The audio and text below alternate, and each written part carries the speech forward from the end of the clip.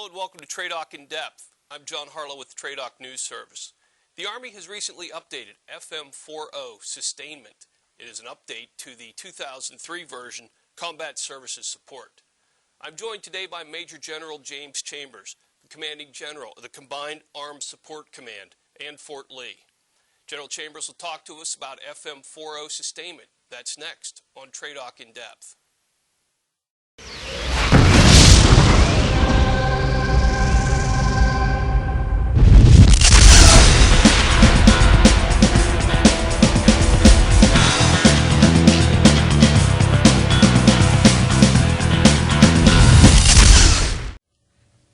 Sir, can you tell me a little bit about FM40? Every Army warfighting function has its own doctrinal manual. So for sustainment, FM 4.0 is that. We wrote our last doctrinal manual in 2003. August 2003, I think is the date. So a doctrinal manual normally lasts about 3 to 5 years. So it's the right time, especially as we have changed in the logistics community. So the doctrinal manual allows the greater community to understand how we do logistics within the Army. What are the major changes in FM40? Well, the biggest change is our force has changed. We've gone to a modular Army set.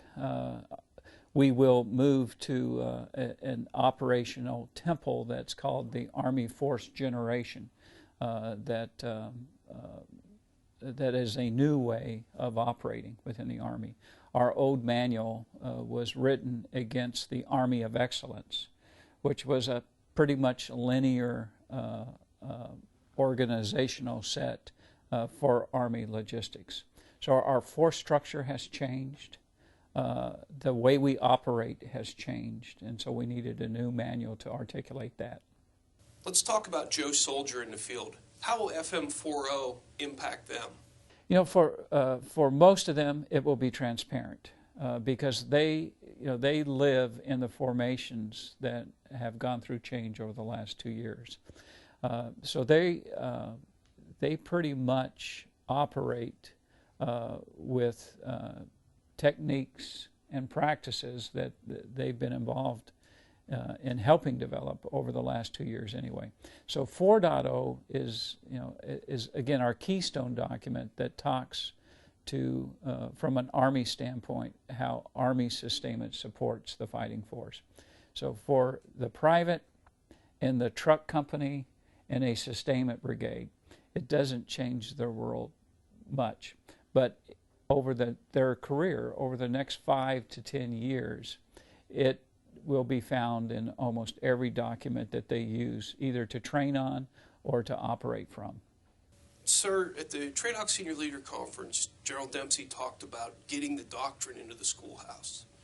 How do you plan on getting FM40 into the schoolhouse like he's trying to get FM30 and FM307?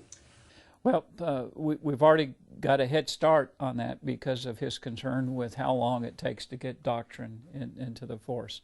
So this has been about a year process for us, and it was preceded by a force structure change that I talked about earlier.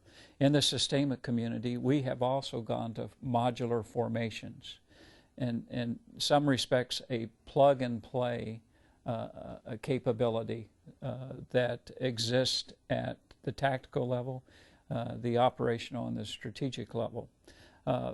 With that force structure change, we have already written that into our curriculum. How we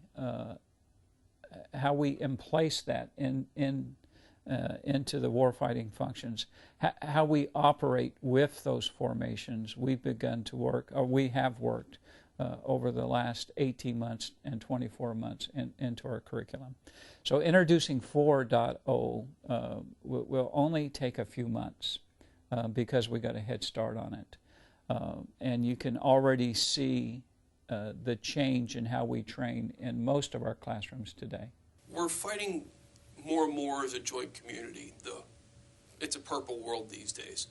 How does FM40 work into the joint world? Well, one of the underlying themes within 4.0 that wasn't there in previous manuals was the interdependence that each service has in terms of sustaining their forces. So an example is one force, one service will use another service's capability to get their mission complete. Good example of that is water. So the provision of water to forces on the battlefield are not only Army focused. We provide water to Air Force, Navy, Marines. Anybody that's within the battle space gets their water through a service agreement that the Army will provide. It's part of our Title X, which is part of law, one of our responsibilities.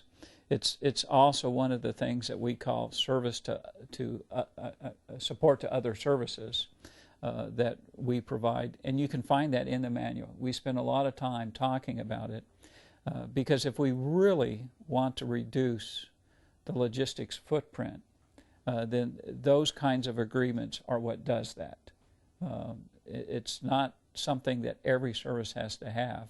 We just have to have an agreement amongst the services that one service will provide that. General Chambers, thanks for joining me today on TRADOC In-Depth. With the TRADOC News Service, I'm John Harlow.